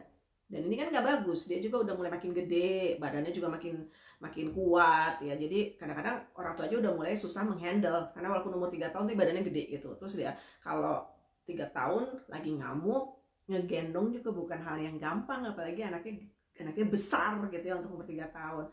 Saya kasih tahu gitu kan, saya kasih tahu ilmu fungsi behavior dan sebagainya. Terus kemudian mainlah sama saya kan, mending ya. Anaknya udah bisa ngomong ya, tapi tidak ada fungsi komunikasi. Jadi kalau kita tanya dia nggak jawab, suka-suka dia gitu. Walaupun artikulasi sangat-sangat baik, semua sangat baik. Jadi setiap saya bilang dia pengen apa gitu, waktu itu kita main bubble bareng, wah seneng banget dia main bubble. Mulailah kelihatan gitu apa, terbiasa mendapatkan apa yang diinginkan. Misalnya caranya dia pertama bubble-nya tuh bentuknya tuh kayak yang pedang gitu kan. Dia bisa tiup, biasanya saya tiup. Kemudian dia pengen, ya saya bilang nggak apa-apa lah ya, karena kan anak ini memang bagus sih sebetulnya. Jadi dia udah bisa niup untuk umur 3 tahun tuh bagus banget, artikulasinya juga bagus banget. Saya kasih. Nah mulailah dia pengen yang saya pegang yang ada airnya. Saya yakin kalau dia yang pegang sebentar juga buyar dibuang gitu. Itu kan aturannya nggak boleh. Maksudnya aturannya adalah ya saya yang pegang nih. Kamu boleh main, boleh, tapi ini saya yang pegang gitu. Kalau kamu mau main boleh sama saya, tapi ini ada aturan gitu. Nggak boleh suka-suka dia. Tidak seperti dia di rumah gitu. Suka-suka dia, nah, pasti bapak ibunya nurut. Saya enggak. Mulai anak ini pintar karena dia udah terbiasa diturutin. Udah langsung glosor nangis. Nangisnya tuh kayak dipukulin. Saya mah biarin aja, saya duduk aja. Saya tahu nih anak ini nangis buaya nih anak nih gitu kan. Terus kemudian saya tungguin 15 menit. 15 menit nggak diam-diam. Karena orang tua juga udah bilang sih, kalau dia nangis tuh kadang-kadang sampai 45 menit dan sebagainya. Udah biar aja 15 menit saya diamin. Terus udah gitu mulai kelihatan nih saya capek kan megang begituan terus ya, kosong gitu. Saya terbuka kayak gitu. Bubblesnya saya taruh. Dia ngerti loh. Begitu lihat saya taruh dia langsung lari. Langsung dia lihat terus langsung dia lari ngambil. Saya lebih pintar, saya ambil lagi. Nangis lagi dia. Gue ketawa, ya Allah ini anak bokis banget nih gitu ya. Masa iya gitu saya terpedaya dengan anak seperti ini gitu kan. Itulah. Jadi tetap pokoknya kamu mau nangis kamu apa, kalau enggak saya bilang enggak ya enggak, udah. Dan memang itu akhirnya saya kasih saya berikan tips-tips sama orang tuanya tentang fungsi behavior. Problem behaviornya jauh turun anaknya sesudah itu. Ya, jadi itulah bahwa kalau kamu mendingan kamu nggak usah nangis saja, minta baik-baik ya, walaupun mungkin kalau anaknya belum bisa ngomong nggak apa-apa, kita pakai gestur atau sesuatu gitu ya, atau kita echoing dulu ya, tetapi tidak dengan problem behavior ya. Kemudian yang kedua adalah share agenda. Jadi maksudnya ini agendanya nih kita juga harus tahu bahwa agenda anak adalah dia pengen main dengan barang yang diinginkan. Agenda kita adalah mengajarkan dia gitu, ada target-target gitu. Tapi jangan sampai kita benar-benar memaksakan agenda kita. Jadi kita harus ya sharing sama anak gitu ya. Kita harus main masuk ke dia juga. Nanti habis itu setelah kita enak, kita bisa memasukkan tugasnya kita apa gitu. Jadi benar-benar kayak hubungannya benar back and forth gitu loh. Nggak ya kita paksain anak, harus gini. Terus tugas ya harus selesai gini gitu. Enggak. Ya, kan kita pengen hubungannya baik dan anak menjadi aktif partisipan. Ya, share agenda. Kemudian yang berikutnya adalah belajar sambil bermain. Jadi saya bilang tuh belajar sambil bermain tuh, jadi jangan dikira bahwa yang namanya bermain itu bukan belajar, dan jangan dikira yang namanya belajar itu cuma tunjuk-tunjuk kartu ini apa yang dalam bentuk kartu gitu. Justru dalam kita justru yang tunjuk-tunjuk kartu itu sebetulnya artificial. itu buatan. Yang belajar bener itu yang seharusnya adalah sambil anak bermain, itu lebih bagus. Karena kalau cuma kartu-kartu di meja itu akhirnya kerjaan kita 2 kali lagi, kita ada kerjaan lagi memasukkan implementasi apa yang mereka bisa di kartu-kartu, diimplementasikan di kegiatan hari-hari gitu kan. Dan beberapa anak autisme kadang-kadang nggak punya kemampuan itu, generalisasi. Jadi kalau kita bisa lakukannya secara alami sambil bermain, kerjaan kita sebenarnya nggak 2 kali gitu.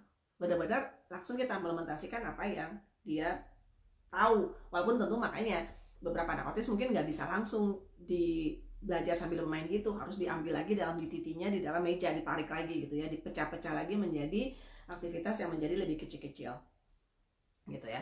Jadi yang berikutnya mainan atau aktivitas olahraga sambil berinteraksi. Jadi kalau anak-anak kecil, gimana sih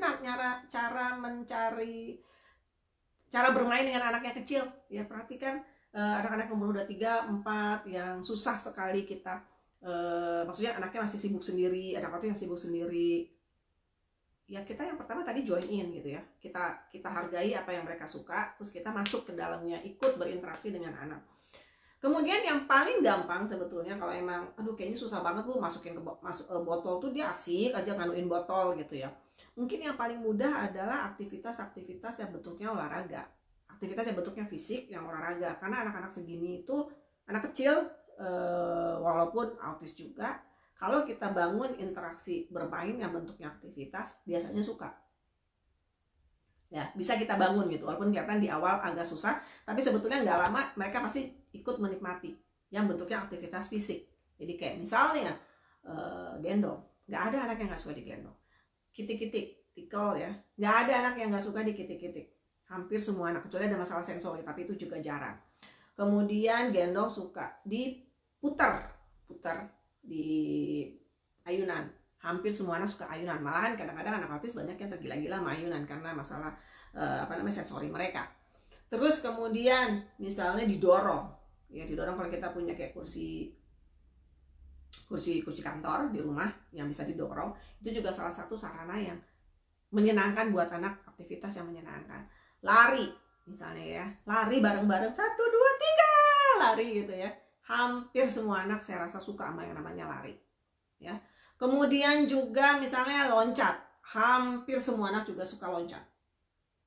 Biasanya mereka loncat sendiri, sekarang kita bareng loncat bareng gitu. Kita bangun interaksinya, kita bangun kontak matanya dari situ gitu ya. Jadi disitulah kita membangun interaksi dari bermain. Kemudian misalnya juga bisa gunakan mainan yang bisa dipencet-pencet. Pencet-pencet itu kan ada bunyi cicut gitu ya. Kalau anak-anaknya agak susah main ya, maksudnya main yang kayak butuh imajinasi kayak mobil-mobilan, dokter-dokteran, masak-masakan, itu kan butuh imajinasi ya. Mungkin beberapa anak belum bisa. Tapi kalau mainan-mainan yang berbentuknya sederhana, yang berbentuk sensori, kayak mainan yang bisa dipencet-pencet bunyi ya. Pencet-pencet bunyi gitu. Nah, coba kita ajak itu bermain sambil menyenangkan gitu kan, bunyi-bunyi. Misal cet gitu. Cuat yang bebek-bebekan gitu. Bebek cuat gitu, terus bebeknya disini-siniin ke dia gitu ya. Gitu kan, pasti dia anaknya pasti begini gitu. Nah di situ interaksi tuh, itu building interaksi gitu. Jadi itu membangun interaksi dengan anak. Pelan-pelan tuh nanti kalau dia kelihatan senang, nanti lama-lama dia nyari kita untuk melakukan itu lagi. Nah itulah kita bangun di situ, kontak matanya kita bangun di situ. Bubbles, bisa bilang tadi ya, hampir semua anak senang bubbles ya. Tiup bubbles. Saya jarang banget menemukan anak yang tidak suka bubbles. Anak saya aja umur 10 tahun masih suka bubbles, walaupun udah nggak seperti dulu waktu dia masih 4-5 tahun ya, tapi tetap dia kadang-kadang kalau bubble tuh seneng, dia pop gitu ya. Jadi kita ya latih main sambil ketawa, terus kita bangun, jadi kita kasih bubble pertama gratis, banyakin bubblesnya, wah dia pasti seneng kan, nangkep. Atau biasanya kadang-kadang suka dimakan gitu ya, lucu deh. Nah itu pelan-pelan kita bangun, terus kita lihat lagi, terus kita stop. Nanti kan anaknya pasti nyari. Nah proses mencari itu dia pasti ada gesturnya, pasti ada kontak matanya, ada merasa bahwa kegiatan sama kita tuh dia senang dan sebagainya. Proses itu yang harus kita cari. Niup balon kita tiup gitu, terus kita lepasin. Kalau lepasin kan bunyi tuh, bisa cekikikan tuh anak-anak ngeliatin. Nah itu menyenangkan walaupun capek karena kita harus niup. Balonnya juga kalau udah bisa tiup, bisa diikat, terus kita bisa main tepok-tepokan balon ya. Itu juga menyenangkan. Tuh anak saya juga masih suka balon. Gasing. Nah, anak-anak ini kan suka banyak yang suka senang muter-muter ya. Kita juga bisa pakai gasing. Karena gasing itu kan muter-muter juga gitu. Kalau kebetulan anaknya suka sesuatu yang muter-muter, gasing gitu ya. Kalau dia senang lihatnya, dia pasti minta tolong kita untuk ngelakuinnya lagi. Ya kan, terus-terusan. Kita bisa latihan main di situ, kita bisa latihan interaksi di situ, kita bisa lihat latihan kontak mata di situ. Kemudian mainan yang bermusik. Mainan bermusik tuh ya kayak mainan-mainan anak bayi 18 bulan yang kalau dipencet kayak gitu-gitu ya. Itu juga menyenangkan buat anak. Bisa kita sembunyikan misalnya di balik selimut, terus kita bilang, "Ayo kita cari sama-sama." Nanti kan dicari-cari gitu kan. Pakai selimut juga bisa kita taruh gitu, terus kita mana ya Rehan mana, terus kita buka ciluk, wah gitu ya. Itu mereka juga senang pasti. Ada interaksinya, ada apa namanya, kontak matanya kebangun, udah gitu pop up tuh ya mainan yang kalau di kita pencet terus ya gitu ya keluar sendiri kayak Jack in the Box gitu. Nah ini juga pasti menyenangin buat anak kecil.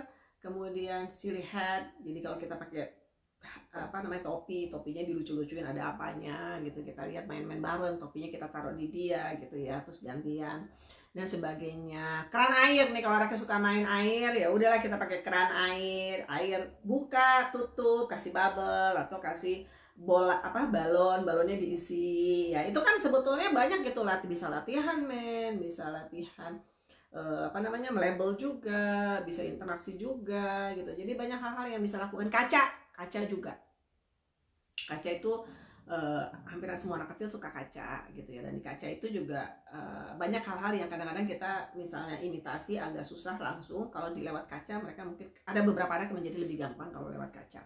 Jadi banyak hal-hal yang sebenarnya kita bisa lakukan kegiatan sehari-hari yang kayaknya sepele tapi itu benar-benar banyak membantu membangun interaksi kita dengan anak gitu ya, terutama anak autis.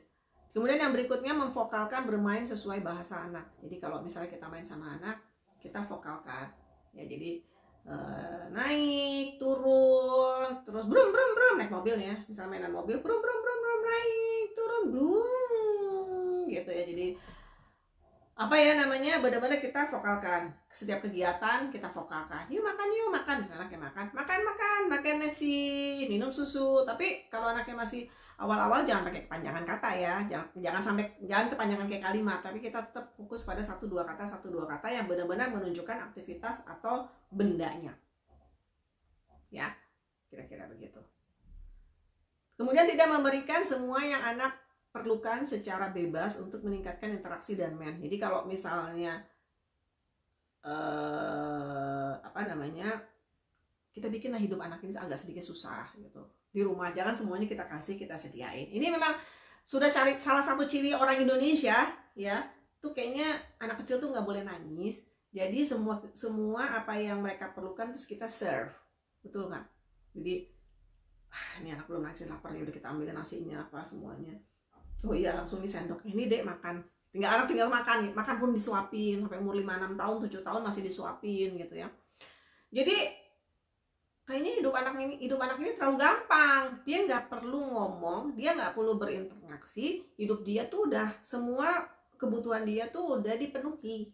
Nah padahal kita nggak pengen anak itu jadi bukannya tidak melatih anak mandiri, malah nggak mandiri ya, dia dilayani ya. Tapi maksudnya justru kita ingin menciptakan interaksi itu, kita ciptakan. Mau nggak mau kita paksa, kita kreasikan. Gimana caranya mau nggak mau anak harus berinteraksi dengan kita untuk dapatin apa yang dia mau gitu ya.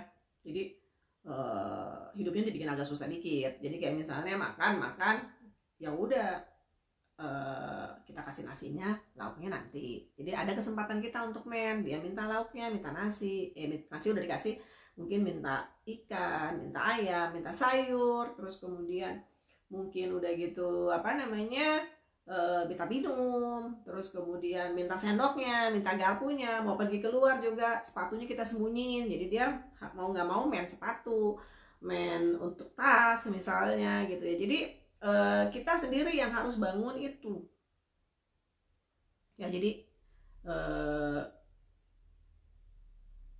bukan karena nggak sayang anak, justru karena kita sayang anak, kayak gitu ya. Jadi harusnya kita melihat seperti itu.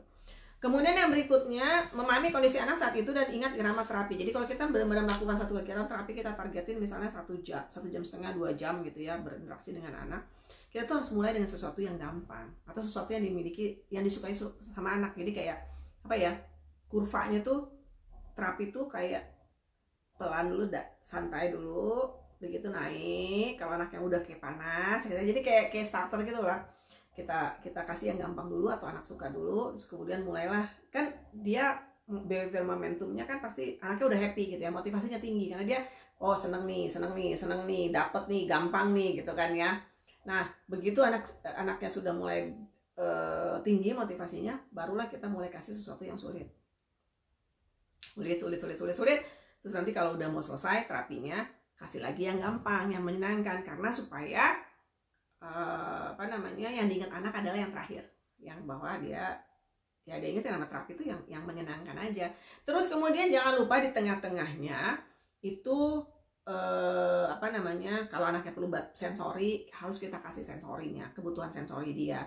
Kalau misalnya kayaknya udah terlalu susah, kita juga harus lihat baca anak. Kalau misalnya terlalu susah, mungkin kita kasih jeda dikit dengan sesuatu yang menyenangkan supaya membangun behavior momentumnya lagi gitu, bahwa oke, saya bisa. Jadi kalau kita udah terlalu banyak kasih tugas yang susah, anak tuh motivasinya turun. Dia pikir susah banget nih, saya nggak mau lagi gitu ya, karena saya nggak bisa. Nah, kita harus bangun lagi motivasinya dengan kasih sesuatu yang menyenangkan lagi. Jadi benar-benar terapi itu kayak kita harus kenali nih target-targetnya dari beberapa macam terapi. Kita kenalin yang mana nih yang kira-kira anak suka, yang menurut kita anak-anak gampang ngerjainnya, itu harus kita pecah-pecah gitu. Dan kita bangun iramanya tuh seperti itu. Termasuk kalau kira-kira kita paham bahwa anak ini butuh bergerak setelah misalnya 30 menit terapi misalnya ya, anak ini memang anak yang membutuhkan sensori gitu ya. Nah, jangan sampai anak itu timbul perubahan behavior dan memilih untuk keluar dari terapi. Kitalah yang memberikan kepada anak itu. Maksudnya kita yang memberikan gerak kepada anak itu, kesempatan untuk bergerak, tapi kontrolnya dari kita. Jadi jangan sampai anak yang memilih untuk glosor terus kabur ya, karena dia butuh sensori. Tetapi ya kita lah yang harusnya, kita udah tahu nih kelihatan anaknya udah mulai gelisah, mulailah kita misalnya kasih tugas atau kasih demand yang bentuknya aktivitas fisik gitu. Jadi kontrol tetap ada di kita, anaknya, kebutuhan anak untuk bergerak karena masalah sensorinya terpenuhi ya. Beda ya dengan anak yang memilih, gue udah bosan nih, apa sih badan gue udah begini, udah penyot begini ya, udah pengen gerak, terus anaknya langsung glosor kabur gitu kan, beda ya. Jadi itu yang harus kita jaga terus. Tanyakan pada diri sendiri, apakah Anda sendiri menikmati kegiatan terapi itu apa enggak. Jadi kalau misalnya Anda sendiri kayaknya terapi anak 1 jam setengah 2 jam kayaknya berat ya, apalagi anaknya ya, maksudnya kayak kita udah berat banget nih, anaknya udah pengen kabur sana kabur sini, kita juga harus fokus dan sebagainya ya. Itu udah orang tua aja ngomong begitu, apalagi anaknya gitu kan. Jadi ya kita harus observasi lagi gimana reinforcernya, gimana promnya, gimana teknik kita, gimana fungsi behaviornya, gimana sensorinya, gimana tugasnya, supply-nya, demand-nya dan sebagainya. Itu harus kita observasi. Kemudian nggak ada anak yang salah. Yang salah adalah orang dewasa yang berinteraksi dengannya. Jadi kalau misalnya, ini soalnya nih anak ini belum bisa sih, jadi dia nih, mama udah bikin bagus-bagus nih program, terus dianya belum bisa bu, gini-gini, itu berarti yang salah bukan anaknya, yang salah adalah orang tuanya, atau maksudnya orang yang membuat programnya. Mungkin harus ada yang di-adjust, disesuaikan targetnya dan sebagainya gitu, promnya, reinforcernya. Jadi ada yang missing link di situ, kira-kira gitu. Nah, demikian kira-kira hari ini sharing-sharingnya. Barangkali ada pertanyaan, silakan.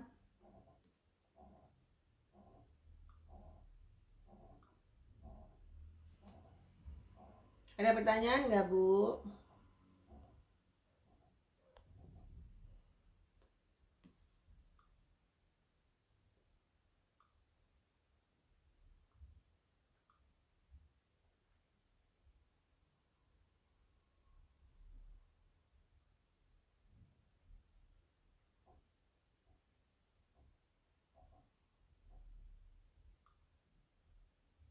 Ada pertanyaan nggak?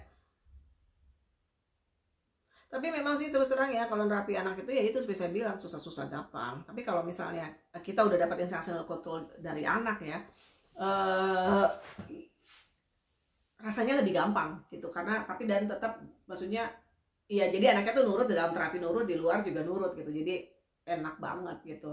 Walaupun tetap problem behavior mah tetap ada, tapi semuanya tuh under control gitu loh. Ya. Ada pertanyaan nggak nih? Atau bingung dengan penjelasan saya ya? Rada muter-muter. Kira-kira seperti itu. Kemudian kalau ada yang di sini, ini sebetulnya beberapa nama saya familiar banget gitu ya, tetapi mungkin ada yang belum bergabung dengan FB Group saya, silakan bergabung di FB Group saya. Saya biasanya secara berkala mengadakan terapi-terapi online, training online, dan juga bakal ada sesudah Lebaran ini, insya Allah gimana melakukan assessment secara VB-Map dan juga pelaksanaan terapinya. Terus kemudian juga dalam waktu dekat buku akan keluar, bukunya buku yang sama sih dari tahun lalu, cuma ada sedikit perbaikan di cover. Dan juga ada testimoni dari alhamdulillah berkenan sekali Profesor Hardiono memberikan testimoninya, kata pengantar malahan bukan testimoni, dan ada beberapa pakar yang sudah mempraktekkan juga yang sudah memahami membaca bukunya merasa terbantu gitu, membantu mereka untuk memahami anak-anak dengan autisme. Jadi silakan barangkali ada yang tertarik. Terus kemudian apalagi ya, nanti setelah Lebaran juga saya akan lanjutkan. Jadi saya tuh pengen banget memberikan gambaran, memberikan maksudnya masukan gitu kepada orang-orang bahwa yang namanya ABA itu bukan cuma tunjuk kartu, bukan cuma kayak terapi yang jahat, terapi yang kayak robot, terapi yang diulang-ulang gitu. Padahal bukan itu sebetulnya esensinya ABA. Jadi saya tuh membuat seri tentang bagaimana bagaimana berpikir seperti seorang behavior analyst. Walaupun terus terang ini bukan maksudnya bukan untuk pemula, jadi bukan untuk orang-orang yang benar-benar pemula terus ikut training itu pasti agak bingung gitu ya. Tetapi kalau orang yang udah mempraktekkan, apalagi yang di sini saya udah yakin, saya udah banyak banget yang familiar namanya gitu ya, terus mendengar proses tentang berpikir bahwa kami dalam membuat program itu sebetulnya ada proses berpikirnya. Jadi bukan yang cuma kayak copy paste, oh ini sama nih anak pemula kita samain programnya gitu ya, ABA. Terus ABA itu yang bentuknya oke tunjuk kartu, terus harusnya dipaksa dari belakang suruh nunjuk dan sebagainya. Saya tuh pengen banget menerangkan kepada orang luar bahwa tuh kami tuh gak kayak gitu sejatinya tuh terapi ABA tuh tidak seperti itu. Tapi apa yang kami lakukan itu semua ada prosesnya, ada menjawab why gitu, kenapa. Jadi kami dalam buat program itu selalu kenapa. Makanya saya bikin program semoga memberikan masukan kepada pemirsa kepada orang-orang yang menerapkan terapi ABA, bahwa ya itulah seharusnya proses berpikir kami gitu, seorang behavior analyst gitu. Nanti itu kan kemarin baru dua sesi ya, nanti ada kelanjutannya lagi, mungkin 1 atau 2 lagi, bagaimana kita berpikir secara behavior analyst supaya agak jadi paham lah gitu, bahwa ya kadang-kadang saya suka sedih gitu, soalnya kalau terapi ABA tuh orang dengernya, anak saya tuh belum bisa terapi ABA karena terapi ABA itu kan suruh duduk, anaknya belum bisa duduk gitu, padahal anaknya 18 bulan misalnya atau di bawah 2 tahun 3 tahun gitu kan. Terapi ABA tuh anaknya nggak mungkin bisa duduk, dan harus anaknya udah bisa duduk dulu, harus begini harus begitu. Nggak ada gitu. Terapi ABA itu bisa dilakukan semenjak anak itu ketahuan dia adalah spektrum 18 bulan, 20 bulan begitu. Dan nggak benar yang namanya terapi ABA cuma disuruh duduk di meja, suruh tunjuk-tunjuk kartu, apalagi dipaksa, apalagi sampai nangis, apalagi ada yang sampai diikat. Astagfirullahaladzim, ini terapi apa nyiksa anak gitu ya. Jadi ya itu sebetulnya pengen paradigma yang ingin saya ubah gitu. Jadi ya bahwa saya ingin menjelaskan, walaupun saya nggak bisa juga ngejelasin semua karena agak berat gitu materinya. Yang bisa saya jelaskan adalah yang memang saya rasa cukup bisa akan dipahami oleh di lingkungan umum, bahwa sebetulnya semua program yang kita laksanakan itu selalu menjawab kenapa-kenapanya, dan kenapa di satu anak itu akan berbeda di kenapa di anak yang lain gitu. Yang makanya kenapanya program ABA yang benar itu harus benar-benar individual gitu, walaupun kelihatannya sama-sama, maksudnya diagnosisnya sama-sama autis, mungkin umurnya juga sama gitu ya. Bisa jadi programnya beda, atau paling tidak mungkin kurikulumnya sama, maksudnya kelihatan mirip gitu programnya, tetapi approach-nya mungkin berbeda gitu. Jadi ya karena kita pengennya ya, karena anak-anak ini sangat individual ya, saya benar-benar individu. Kan kita pengennya berkembang sesuai arahnya mereka. Oke, Bu Lena, pada saat anak main Lego, gimana caranya memain Lego agar anak mengerti bermain secara berbeda dan juga tidak menghancurkan mainan Lego kakaknya? Apa harus bermain secara terpisah? Oke, Bu. Jadi mungkin sebetulnya nih kalau dia ngajak bermain, maksudnya dia ngancurin punya kakaknya. Jadi mungkin sebetulnya dia tuh ada keinginan untuk berinteraksi sama kakaknya, cuma kayaknya dia nggak tahu. Yang dia tahu kalau dia hancurin mainan kakaknya, terus kakaknya kan nangis, kakaknya mungkin ngomel-ngomel ya. Nah ngomel-ngomel itu dia pikir berinteraksi gitu. Jadi menurut saya sekarang kan kakaknya kan pasti udah lebih gede. Sekarang justru gimana caranya kita membangun interaksi anak ibu dengan kakaknya. Karena kadang-kadang nih ya, saudara inilah yang akan menarik anak ini, yang akan benar-benar bisa menarik anak ini. Apalagi kalau punya saudara yang umurnya sangat dekat, itu modal banget yang bagus gitu.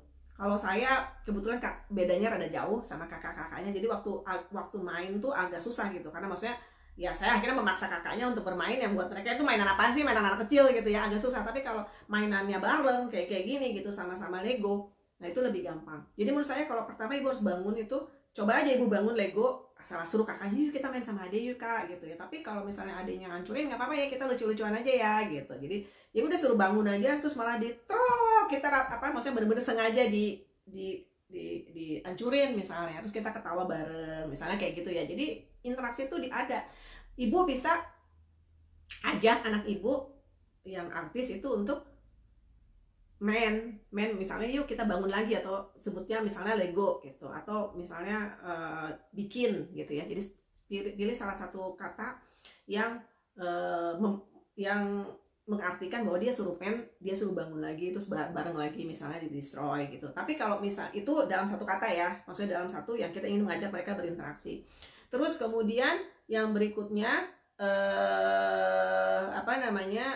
kalau memang kakaknya, ibu juga harus hormati, kadang-kadang kakaknya pengen nggak mau diganggu. Jadi silakan ada satu waktu misalnya, udah kakak main di sana ya. Soalnya kalau main dekat adik sama adik pasti dianjurin, kakak mainnya di sebelah sana. Itu perlu ya, supaya anak ibu yang bedanya nggak terlalu jauh itu merasa kok adiknya terus yang dibenerin gitu ya. Ya namanya ini kan anak-anak ya. Kalau saya kebetulan karena kakaknya beda jauh, jadi mereka paham bahwa oke, Rehan adik saya dan Rehan nggak ngerti, jadi mereka nggak terlalu merasa tersingkirkan gitu. Tapi kalau kakak atau adiknya bedanya tipis, takut saya mereka merasa tersingkirkan, karena ibu selalu ngebela anak yang autis misalnya gitu ya. Jadi itu yang harus ibu jaga tuh, balance-nya tuh di situ gitu. Untuk bermain bergiliran emang memerlukan kayak bahasa juga sih ya Bu ya. Ini kalau nggak salah anaknya Bu Lena kan masih kecil banget dan masih di level 1 ya Bu ya. Jadi agak menurut saya kalau bagusnya tuh waktu ya pertama memang sesuatu yang masih agak sulit untuk dia bersharing. Terus kemudian kalau ibu ingin melatihnya ya benar-benar ibu yang menjadi wasit di antara mereka berdua. Jadi misalnya satu kakaknya naruh, terus satu dia naruh. Satu naruh kakaknya, satu naruh. Jadi masih yang bergantian, yang seperti itu yang benar-benar masih kayak harus diwasitin. Karena kalau misalnya nggak ada wasitnya, saya rasa anak ini belum bisa paham konsep bahwa dia harus gantian, dia harus berbagi. Itu rada masih susah untuk dengan level bahasa seperti ini. Bu Nini, ya kalau saya disuruh nulis sekarang malah selimutan, menghindar tugas, tapi kalau lagi pegang HP kemudian HP-nya saya minta, saya suruh nulis dulu, dia mau, walaupun agak malas-malasan. Setelah selesai tugas dikasih lagi. Tapi saya sebenarnya kurang seret kalau pakai HP sebagai reinforcer reward. Kalau bahkan permainan anak saya kurang minat. Oke, jadi sih sebetulnya sih kalau saya rasa sih kalau ibu agak keberatan, ibu ngasihnya tuh HP-nya itu nggak bener-bener misalnya satu suruh nulis. Jadi kayak seperti saya bilang tadi tuh, reinforcernya bukan ya udah kamu kerjain ini nanti kamu dapat HP gitu, tidak sesaklek itu gitu bicaranya gitu loh. Jadi misalnya boleh juga, ini kan anak Bu ini anaknya udah agak gede kan, bisa ibu misalnya tulis, terus ada kayak pakai token gitu Bu, token ekonomi. Jadi dia ngumpulin berapa token dulu baru dapat HP-nya gitu ya. Kalau yang namanya reinforcer Bu, itu suka-suka anak. Yang namanya reinforcer itu adalah sesuatu yang terbukti meningkatkan behavior. Jadi kalau ibu bilang anaknya nggak suka, anaknya kalau dikasih makanan atau mainan kurang minat, mainan yang lain atau makanan yang lain, itu artinya bukan reinforcer. Jadi ibu mau coba pun nggak akan berhasil, Bu, karena itu bukan reinforcer buat dia. Reinforcer buat dia adalah HP. Nah sekarang gimana caranya ibu mengelola HP itu supaya tidak seperti kayak kamu tulis dulu nanti baru mama kasih HP, nggak gitu. Jadi justru ibu yang memberikan mempunyai senjata ini sebetulnya benar-benar reinforcer yang kuat banget, Bu. Kalau ibu maksudnya benar-benar bisa ngaturnya. Jadi kalau perlu ibu kasih kayak visual schedule-nya, Bu. Jadi kalau ibu misalnya punya tugas menulis atau apalah tergantung ya hari-hari itu. Nah, ibu kasih tugasnya.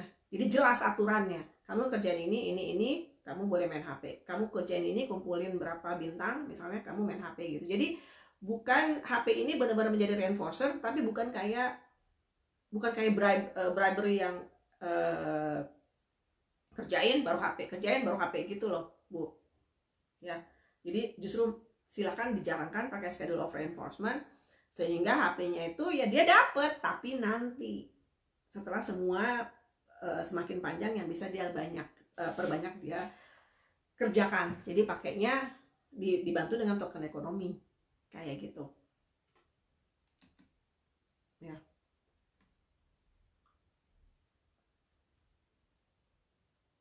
Kira-kira gitu. Oke. Bu Helsi, bagaimana caranya agar anak bisa patuh dengan perintah dari orang lain selain orang tuanya? Ya, jadi Bu Nini silakan dibikin kayak schedule gitu ya, Bu. Satu hari kegiatannya apa aja, terus dia boleh HP-nya kapan aja, ibu yang tentuin. Bukan anak ibu yang tentuin, ibu yang tentuin. Terus berapa lama bermain dengan HP, ibu yang tentuin semuanya. Ya. Apa bedanya reinforcement dan reward? Beda. Reinforcer dan reward adalah beda. Reward itu kita pikir dia suka. Kalau reinforcer itu terbukti meningkatkan behavior. Ya. Jadi kalau misalnya kita punya asumsi kalau misalnya walaupun kadang-kadang kita suka makainya mirip gitu ya untuk orang awam, tapi kalau orang yang udah belajar ABA itu udah pasti tahu itu beda. Jadi kalau misalnya kita asumsi nih kayak tadi nih contoh nih ya kayak Bu Nini bilang soalnya dia nggak tertarik makanan sama mainan. Asumsi Bu Nini bahwalah semua orang reward itu bentuknya kayak makanan atau mainan itu pasti anak suka gitu. Jadi itu adalah bentuknya reward. Sama seperti kita berpikir bahwa yang namanya mobil-mobilan, anak laki-laki tuh pasti suka mobil-mobilan, pasti suka Lego, pasti suka helikopter misalnya. Itu kan asumsi kita. Bisa jadi itu disebut reward gitu ya. Nanti kamu kalau kamu udah kerja ini terus kamu dapat ini terus kamu dapat ini gitu ya. Reward. Ya. Tapi apakah reward itu terbukti meningkatkan behavior? Belum tentu. Asumsi kita doang. Kalau anak ini suka, tapi pada saat itu detik itu dia mau, belum tentu. Jadi sama kayak gini, saya anak misalnya suka makanan, suka kue gitu kan, misalnya keripik, kue, buah atau apa aja sebagai kita pikir dia sebagai reinforcer karena dia suka makanan ini. Terapinya habis makan siang, dimana anak udah kenyang, ya kan? Jadi mau dikasih reward, dia diiming-imingin reward apapun ya, maksudnya makanan yang dia suka, kalau dia udah kenyang dia nggak mau, nggak kuat. Jadi itu bukan reinforcer namanya ya. Tapi kalau reinforcer itu benar-benar terbukti mereinforce behavior, terbukti meningkatkan behavior itu terulang kembali dengan sendirinya karena anak senang melakukannya gitu, karena pengen dapat ya apa yang dia mau, reinforcer itu. Jadi bedanya begitu. Jadi kayak gitu. Jadi tuh makanan setelah makan siang tidak berfungsi sebagai reinforcer karena anaknya kenyang. Tetapi begitu misalnya jam 3, jam 4 gitu ya, kan udah mulai kriuk-kriuk lagi gitu ya, udah mulai kerasa kosong perutnya. Nah, makanan-makanan favoritnya itu bisa jadi merupakan reinforcer. Jadi hati-hati, jadi kita juga harus ngelihat. Jadi kalau misalnya jam 1 siang ya, mungkin kegiatan-kegiatan aktivitas fisik yang benar-benar meningkatkan behavior. Karena apa? Aktivitas fisik jam 1 siang tuh udah capek, udah ngantuk, udah kenyang gitu ya. Nah, mungkin kegiatan yang bersifat fisik itu yang malah meningkatkan anak ini menjadi lebih on. Dan ingat anak-anak yang hipo biasanya menjadi on kalau kita melakukan aktivitas fisik. Anak-anak yang hiper itu biasanya memang butuh gerakan. Gitu. Jadi aktivitas fisik ini memang harus sebaiknya memang kita selipin gitu di tengah-tengah gitu, terutama untuk anak-anak pemula, karena kita melihat kebutuhannya anak-anak ini. Anak-anak ini butuh gerak. Ini anak-anak loh ya. Bukan orang gede loh ya. Kita aja butuh gerak ya. Kita aja udah pening di kepala 2 bulan di rumah, nggak gerak-gerak gitu. Oke, sekarang pertanyaan Bu Helzi. Gimana bisa melatihnya dengan orang lain? Ini mau nggak mau memang harus kita melibatkan orang lain, Bu. Jadi silakan ibu sekarang bikin skenario, silakan mau omnya, tantenya, kakeknya, neneknya, tetangga, untuk dimulai dengan orang-orang yang dia biasa kontak ya Bu ya. Silakan ibu mau kasih perintah, ibu jelasin ini dia udah bisa kayak gini, terus silakan orang lain itu berinteraksi, dan ini juga harus pakai latihan. Karena beberapa anak seperti saya bilang tidak bisa mengeneralisasi kemampuannya sendiri. Jadi dia pikir selama ini si kembar mikirnya, oh saya nurut dari ibu dan bapak aja gitu, dari yang lain saya nggak perlu gitu. Tapi saran saya benar-benar dari orang yang kenal dulu ya Bu ya. Jadi supaya dia nggak terlalu rancu gitu, takut saya dia tiba-tiba ngikut sama orang lain yang nggak dia kenal gitu. Jadi ya benar-benar yang dia kenal dulu, silakan dilatih, kasih tahu mereka bahwa si kembar bisanya tuh ini, coba kira-kira kita praktek. Jadi kayak di latihan gitu loh, kayak dalam bentuk role play gitu. Jadi semoga kalau sering dilatih, lama-lama sih anaknya pasti mau, pasti dia jawab juga. Karena kan kalau memang sudah orang-orang sekitar, silahkan misalnya orang-orang yang berseragam. Jadi kayak misalnya satpam, takut saya kalau dia hilang ya, kan dia harus nurut sama satpam, dia harus nurut sama guru, dia harus nurut misalnya ya, walaupun mungkin nggak pernah kali dititipin ya, tapi kadang-kadang kan mungkin kalau bermain di tempat umum kayak di playground kan kadang-kadang ada yang jaga tuh. Kalau indoor playground kan ada yang jaga, dia juga harus juga patuh kepada orang-orang sekitar yang berseragam. Jangan yang orang tidak dikenal sama sekali ya, itu kan bahaya, takutnya dia diculik lagi nanti. Tapi ya benar-benar orang yang dia tahu berseragam kayak gitu. Oke. Iya Bu Lena, jadi silakan nih Bu Lena, ini tadi yang saya jelaskan tadi saya rasa bisa bermanfaat buat anak ibu. Bagaimana ibu menggali interaksi itu, itu dari kegiatan sehari-hari gitu yang dia sukai. Apalagi dia punya kakak itu kalau hampir seumur itu benar-benar kayak bisa narik dia gitu. Silakan melakukan interaksi yang aneh-aneh, yang lucu-lucu sama kakaknya. Jadi kakaknya suruh pakai topi, dede lihat nih kakaknya tuh, adanya di kakaknya dikitik-kitik, terus dia ibu silakan nyuruh adanya ngitik-ngitik kakaknya gitu. Jadi interaksi konyol yang kita lakukan dengan anak itu tuh sebetulnya ngebantu benar-benar meningkatkan interaksi dia ya. Perhatikan anak-anak yang umur kecil-kecil bermain.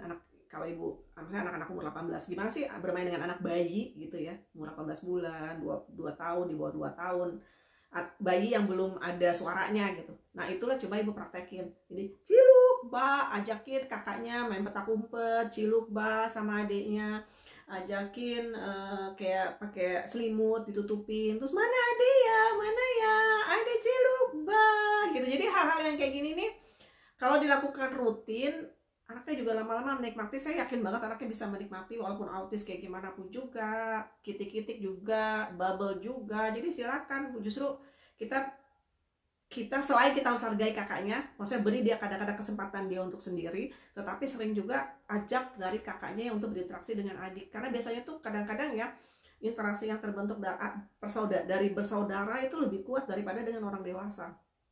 Dan ibu ngajarinnya jadi nggak double. Kalau kita orang dewasa nih ya, saya terapis gitu ya, anaknya tuh akhirnya terbiasa bermain dengan orang dewasa, nggak ngerti cara main sama anak. Ya betul ya, karena kan orang dewasa dia nyaman setiap hari terapi, ketemu orang tuanya, disuruh dia ngerti. Orang dewasa tuh kan juga udah jelas ya, kata-katanya tuh udah pasti tersusun gitu kan. Terus dia ngerti, dia paham, dia nyaman. Tapi kan kerjaan lagi kita tuh ngulang lagi kalau misalnya ke sekolah. Karena nggak banyak anaknya nggak otomatis loh. Maksudnya kalau sama orang dewasa dia begini, sama anak-anak belum tentu dia bisa gitu. Nah kalau ada bersaudara yang seumuran, tentu lebih nggak banyak, ibu harus kerja 2 kali gitu. Jadi dia udah tahu, dia udah tahu kalau bermain sama anak, maksudnya bermain sama anak-anak tuh oke, gini caranya, karena saya udah nyaman sama kakak saya. Berarti yang seumur-umuran anak-anak berarti oke lah gitu. Jadi kira-kira gitu. Oke, ada pertanyaan lagi. Terima kasih Bu Muniati. Waalaikumsalam. Id Mubarak juga buat ibu dan keluarga. Salam buat yang di Palembang semua ya Bu. Ya, bagaimana cara mengerti sopan santun? Kadang-kadang susah dimengerti anak. Bullies. Jadi ini sebetulnya sangat tergantung dari level bicara anak ibu. Maksudnya level ibu tuh anaknya ada di mana? Karena harus kita sesuaikan. Kalau anak-anak yang masih, kalau saya ngomongnya, kalau saya dengan member biasanya kan ngomongnya anak level berapa gitu ya, level 1 VB-MAP kah, level 2 VB-MAP kah, level 3 VB-MAP kah ya. Level 1 VB-MAP tuh anak-anak masih perkembangan di bawah 18 bulan, walaupun berapapun umur anaknya, tentu diajarin sopan santun merupakan hal yang sulit karena ya belum ngerti. Anak-anak yang udah level 2 ya tergantung lagi gitu gimana kita harus ngomongnya. Kita ngomongnya juga harus sederhana, atau mungkin kita ngomongnya sesederhana bahwa ini boleh dan ini tidak boleh. Karena sopan santun itu adalah sesuatu yang halnya abstrak, yang anak level 2 pun mungkin masih agak sulit paham, kecuali level 2-nya udah level 2 mau level 3 gitu. Ya. Nah, sekarang anak ibu ada di mana gitu. Jadi kita dalam menjelaskan suatu konsep itu harus sesuai dengan level sang anak. Ini apalagi kalau kita ngomong anak autis ya. Kalau anak yang normal sih enggak. Tapi kalau anak yang maksudnya anak yang speech delay tapi normal, mungkin kita nggak harus berpikir seperti ini. Tapi kalau kita ngomong bicara anak dengan autisme, kita harus benar-benar melihat level bahasa anak itu, terus kita berbicara sesuai dengan level bahasa anak itu. Kalau enggak, ya mereka juga nggak akan paham. Apalagi sopan santun itu adalah sesuatu yang sifatnya abstrak. Nggak bisa segampang itu kita ngajarkan seperti anak-anak lain. Mungkin perlu bantuan gambar, mungkin perlu bantuan skenario, mungkin perlu bantuan buku cerita. Tapi sekali lagi tergantung anaknya. Kalau anak umur 18, anak level 1 mau kita ajarin gimana juga rada ribet. Ya, susah sekali gitu. Anak level 2, level 3 mungkin udah bisa. Nah, tergantung level anak itu seperti apa. Oke, kalau ibu pengen tahu tentang level-levelnya, mungkin ibu bisa bergabung di saya, di FB group saya. Saya juga bakal ada training online habis lebaran, nanti saya umumkan kapan kita mulai. Dan juga di sini ada yang member-member, silakan saya ikut mungkin nanti mulai dengan yang yang baru, peserta baru, dan juga peserta yang kelas lanjutan. Nanti saya sedang pikirkan gimana caranya enaknya. Oke, saya tunggu 1 menit. Kalau ya Bu, umur 14 Bu, tetapi kemampuan bahasanya seperti apa? Yang lebih penting adalah kemampuan berbahasanya seperti apa. Karena intinya adalah kita menyamakan bahasa yang anak pakai dengan bahasa kita. Gitu. Maksudnya bahasa yang kita gunakan untuk menjelaskan konsep sopan santun itu bersama dengan sama dengan bahasa anak kayak gitu.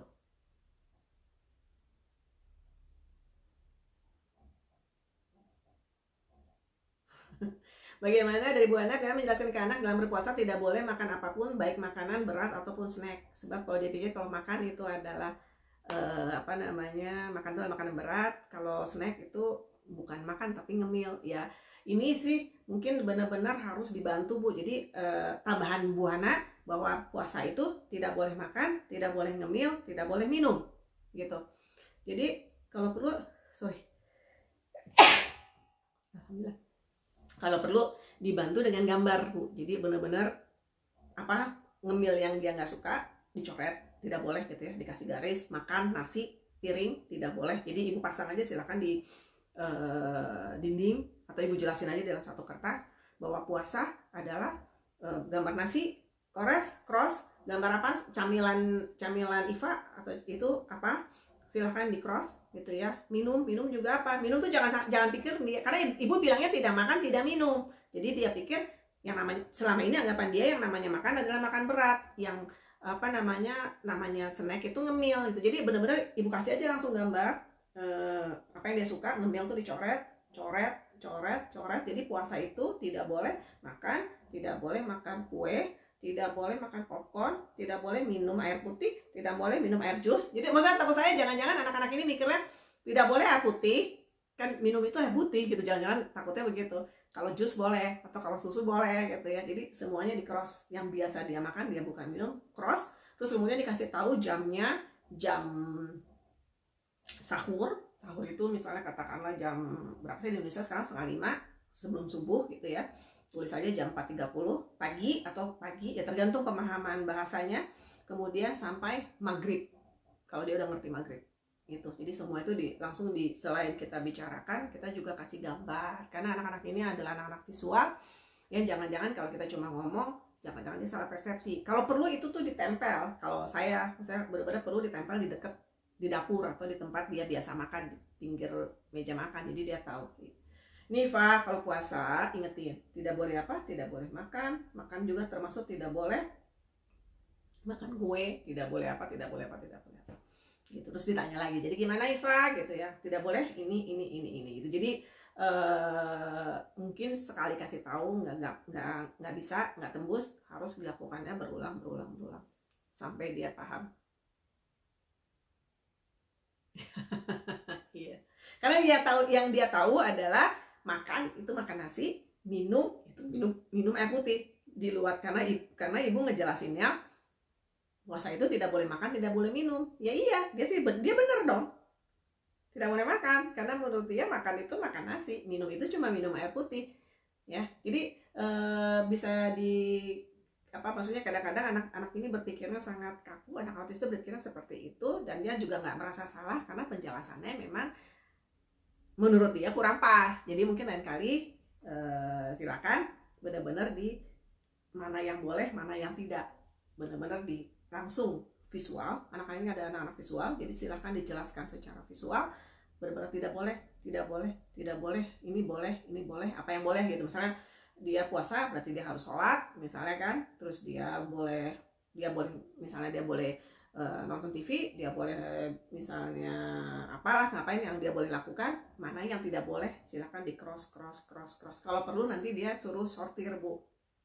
untuk membantu dia memahami mana yang boleh, mana yang tidak, dia harus sortir. Jadi misalnya makan tidak boleh, minum jus tidak boleh, tidur boleh, baca buku boleh, nyanyi misalnya dia suka nyanyi kan si Iva boleh, terus kemudian kalau dia ada ngaji boleh, belajar boleh, tidak boleh misalnya minum jus dan sebagainya gitu ya. Jadi benar-benar dia memahami gitu mana yang boleh, mana yang tidak sebelum puasa itu dilakukan gitu kira-kira ya. Dan kita juga harus mengenali anaknya gitu. Jadi jangan-jangan pemahaman anak kita ya seperti itu ya, kita yang harus hati-hati juga dalam berbicara ya, karena kan anak itu mikirnya ya kan kata mama kemarin kalau namanya makan ya cuma makan gitu, cuma makan nasi gitu, kalau makan yang lain boleh ya. Jadi sekali lagi apapun yang dijelasin termasuk tadi Bulis